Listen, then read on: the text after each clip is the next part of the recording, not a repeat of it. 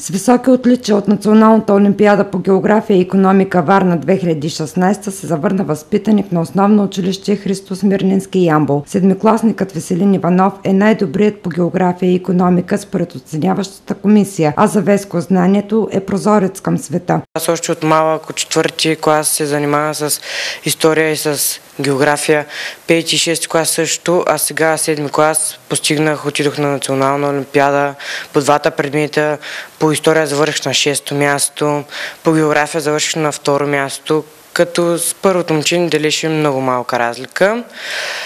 Също така, това е за мен отговорно, защото аз представям цяла област Ямбол. Дадоха много висока оценка, също така комисията беше доста голяма. Имаше и учители, и професори, което беше притеснително малко за мен, но и аз много се гордя с това, което постигнах. Веселин е гордо за семейството си, училището и града. Категорични са преподавателите на момчето. Трябва да отбележим факта, че той в рамките на 7 дни участва в 2 олимпиади, в заключителните етапи, като в първата се проведе в Созопол от 15-17 април. На нея достигна до 6-то място, а втората се проведе във Варна от 22 до 24 април по география, до нея достигна до 2-ро място.